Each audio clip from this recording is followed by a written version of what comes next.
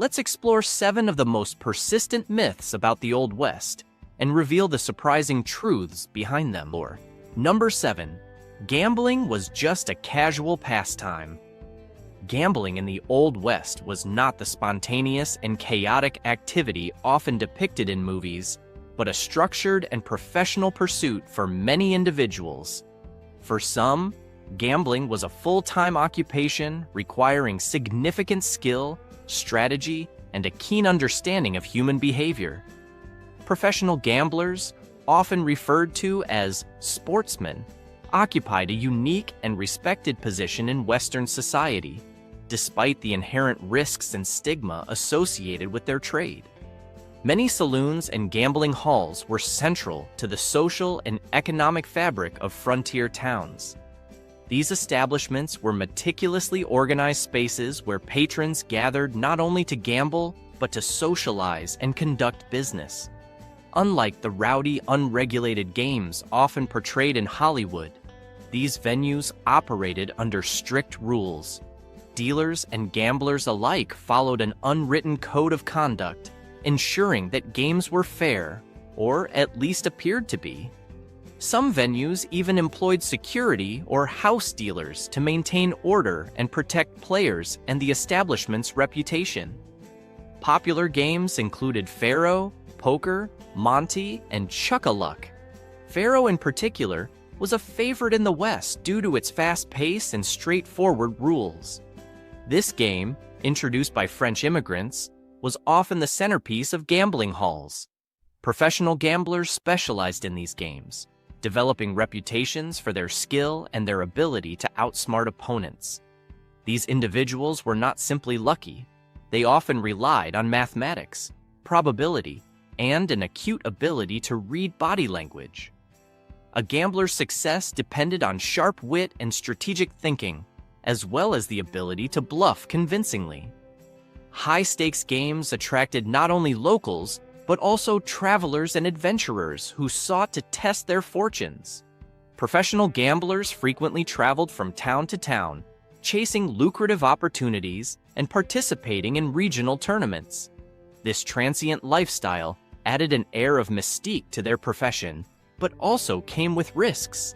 Cheating was a constant threat, and disputes over games could escalate into violence.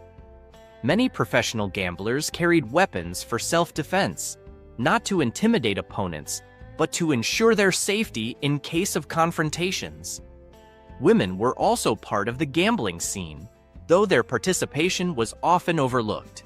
Some women owned or operated gambling establishments, while others worked as professional players, defying societal norms of the time. Their presence highlighted the inclusive nature of gambling, which offered opportunities for anyone with skill and determination.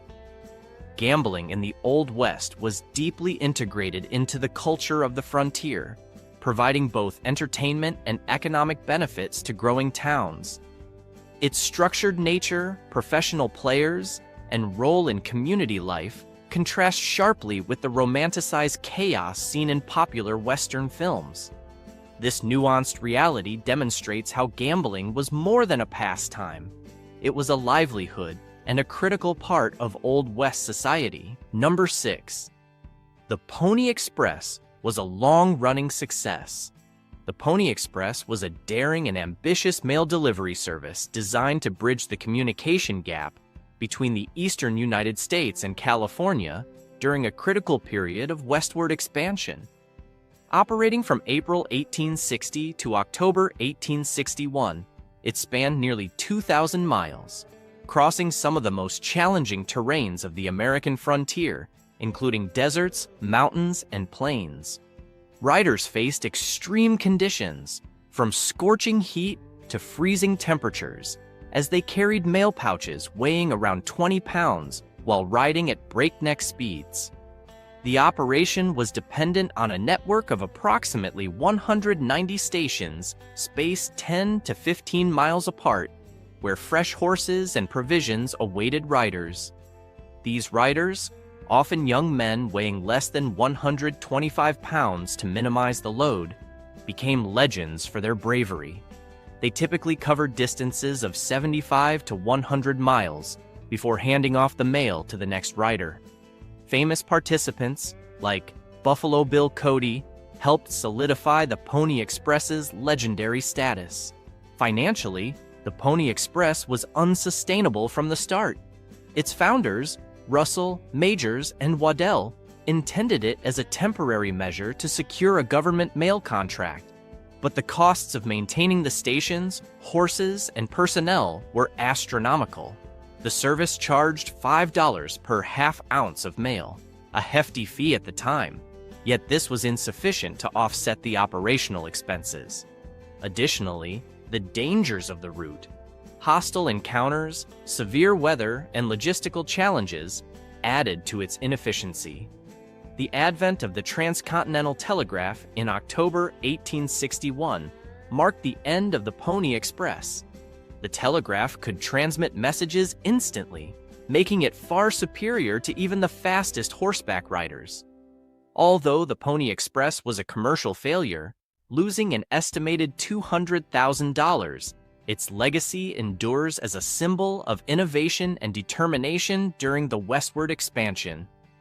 The romanticized image of the Pony Express overshadows its impracticalities and challenges.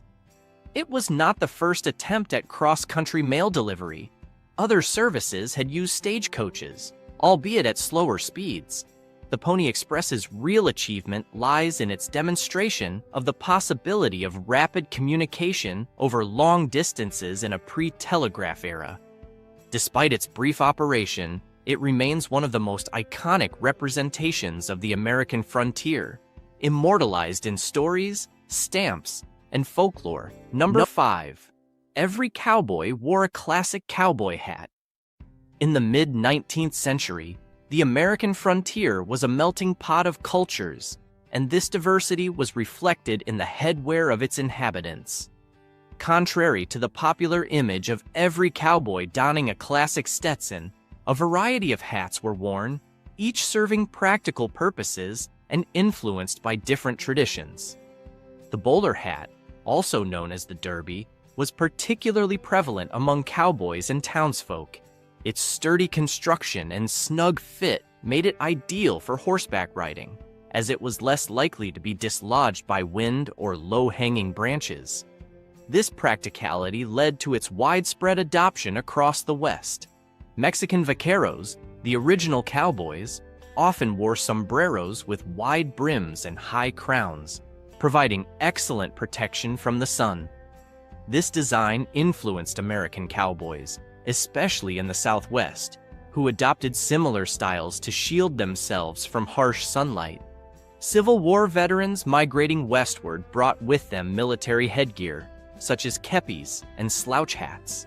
These hats were repurposed for frontier life, offering familiarity and functionality to their wearers. The Boss of the Plains, introduced by John B. Stetson in 1865, was a versatile hat made from high-quality felt, featuring a straight brim and rounded crown. Its durability and practicality made it popular among cowboys, but it was not the ubiquitous symbol it is today. Over time, the design evolved, with wearers customizing the brim and crown to suit their needs, leading to the variety of styles associated with the classic cowboy hat. Photographic evidence from the era shows a wide array of headwear among cowboys and settlers, including flat-brimmed hats, top hats, and even military caps. This diversity highlights the individuality and practicality of frontier inhabitants, who chose their hats based on personal preference, availability, and the demands of their environment. In summary, the headwear of the Old West was as varied as its population. The classic cowboy hat, while iconic today, was just one of many styles that cowboys and settlers wore, each chosen for its practicality and suitability to the wearer's needs. Number 4. The West was a gun-toting, lawless land. Contrary to the popular image of the Wild West as a chaotic, gun-slinging frontier, many towns implemented strict firearm regulations to maintain order. For instance, Dodge City, Kansas, established ordinances in the late 1870s prohibiting the carrying of firearms within city limits. Similarly, Tombstone, Arizona, enforced laws requiring visitors to surrender their weapons upon entering town. These measures aimed to reduce violence and promote a sense of security among residents and visitors. The infamous gunfight at the OK Corral in 1881 exemplifies the enforcement of such laws. The confrontation arose when lawmen attempted to disarm a group defying Tombstone's firearm restrictions, underscoring the seriousness with which these regulations were upheld. Beyond legal measures, the practicalities of daily life influenced firearm use. Early revolvers, such as the Colt Single Action Army, were prone to malfunctions and had limited accuracy, making them less reliable for self-defense. Consequently, many individuals preferred rifles and shotguns for hunting and protection, reserving handguns as secondary options. The portrayal of the West as a lawless land is further challenged by crime statistics from the era. Research indicates that homicide rates in frontier towns were not significantly higher than those in eastern cities of the same period. In some cases, they were even lower, suggesting that the West was not the anarchic region often depicted in popular culture. Additionally, the establishment of local law enforcement agencies, such as sheriffs and marshals, played a crucial role in maintaining order. These officials enforced laws, mediated disputes, and organized posses to apprehend criminals, contributing to a structured legal system. The myth of a gun-toting, lawless West is largely a construct of dime novels and early Hollywood films, which dramatized and exaggerated events to captivate audiences.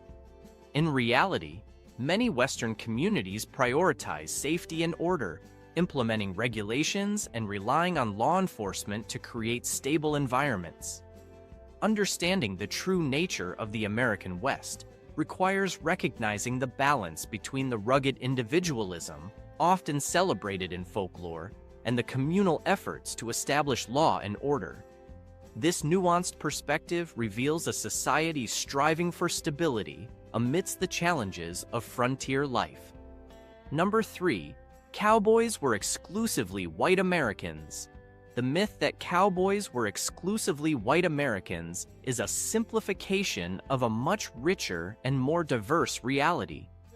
In the 19th century, the cowboy profession attracted individuals from various ethnic and cultural backgrounds, each contributing uniquely to what we now recognize as cowboy culture. African Americans played a significant role in shaping the cowboy legacy. Following the Civil War, an estimated 25% of cowboys were black, roughly 5,000 men. Many were formerly enslaved individuals who found freedom and new opportunities working on cattle drives and ranches in the West. These cowboys brought with them skills such as cattle wrangling and horse handling, making them invaluable to the cattle industry. Figures like Nat Love, famously known as Deadwood Dick, epitomized the bravery and expertise of black cowboys, earning respect in a field that demanded resilience and independence. The influence of Mexican vaqueros on cowboy culture cannot be overstated. As the original cowhands of North America, vaqueros laid the groundwork for many techniques and traditions adopted by American cowboys. They introduced methods of cattle herding, equipment such as lassos and chaps, and terms like rodeo and buckaroo, derived from the Spanish word vaquero. Their unique style of riding and dress heavily influenced what is now considered quintessential cowboy attire, including the wide-brimmed hats and protective leather gear. This cultural exchange highlights the strong ties between Mexican traditions and cowboy practices. Native Americans also played a vital role in the cowboy workforce. Many tribes adapted to ranching life, blending their equestrian heritage with the demands of cattle herding. Their deep knowledge of the land, weather patterns, and animal behavior made them invaluable on the range. Tribes such as the Cherokee, Comanche, and Lakota often worked alongside settlers, contributing their expertise in survival and horsemanship. Women were another overlooked group in cowboy culture. Although societal norms often confined women to domestic roles, many broke these barriers, working as ranchers, wranglers, and even rodeo stars. Figures like Calamity Jane and Annie Oakley became legends in their own right, demonstrating that cowboy life was not limited to men. Women's involvement underscored the adaptability and inclusivity of cowboy work, challenging traditional gender roles of the era. The diversity of cowboys reflects the broader narrative of the West as a meeting ground for different cultures and peoples. African Americans, Mexicans, Native Americans, and women all played indispensable roles in shaping the identity of the American cowboy, far from the exclusively white male figure popularized by Hollywood. This multicultural reality redefines the cowboy legacy as one of collaboration, resilience, and shared heritage. Number 2, the Wild West was overrun with bank-robbing outlaws. The idea that the Wild West was overrun with bank-robbing outlaws is more myth than reality. Despite the tales of infamous figures like Jesse James and the Dalton Gang, the actual number of bank robberies in the American frontier was astonishingly low. Between 1859 and 1900, only 8 bank robberies were recorded across 15 western states, a figure that stands in stark contrast to the popular image of lawlessness. Several factors made bank robberies uncommon.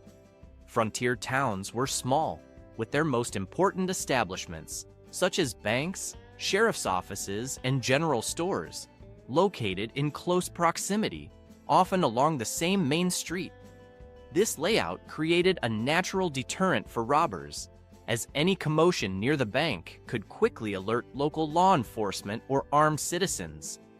Additionally, the compact construction of frontier banks, with reinforced walls and limited entrances, made breaking in or escaping a risky endeavor. Moreover, banks were not the wealth repositories they are today. Many settlers preferred to carry their wealth in the form of goods, gold, or livestock, or they stored it in private safes.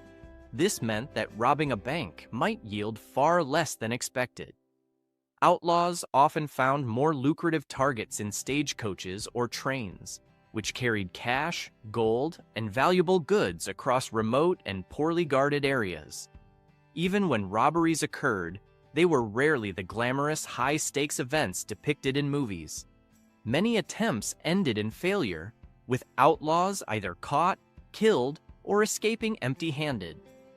The notoriety of a few successful gangs, like the James Younger Gang, contributed disproportionately to the myth of frequent bank heists. The myth of rampant bank robberies persists largely because it aligns with the romanticized image of the Wild West as a chaotic and lawless frontier. In reality, bank robberies were exceptions, not the rule, and the Wild West was far more orderly than Hollywood would have us believe. Number 1.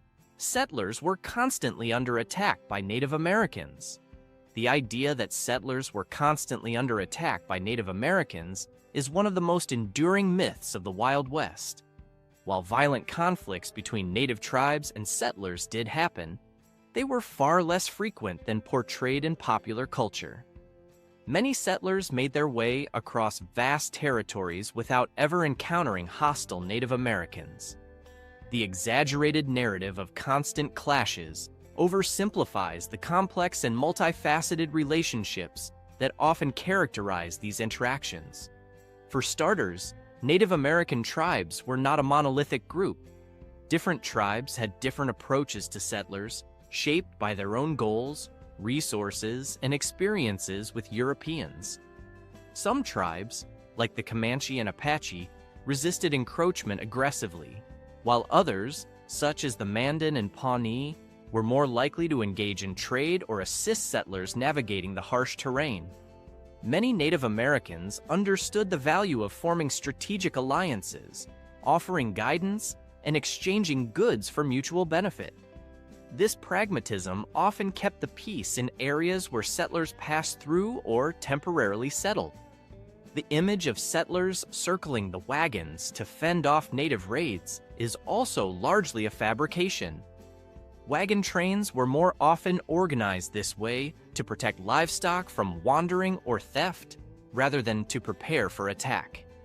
Forming a defensive circle during an actual raid would have been impractical, as such preparations would take hours, not the immediate moments required in an emergency. In addition, settlers were far more likely to suffer from disease, accidents, or environmental challenges than from conflict with Native Americans. Data from major migration routes, such as the Oregon Trail, show that disease and mishaps accounted for the overwhelming majority of fatalities. Conversely, Native tribes themselves often suffered immensely from violence, displacement, and the introduction of European diseases, which decimated their populations. The myth also ignores the reality that the U.S. government played a significant role in conflicts, often provoking violence through policies of forced relocation and broken treaties. These systemic injustices, rather than individual settlers, were the primary drivers of the tragic violence between Native Americans and expanding settlers. By reducing these narratives to simple good guys versus bad guys tales, the myth erases the complexity of coexistence, negotiation, and mutual reliance that was a significant part of westward expansion.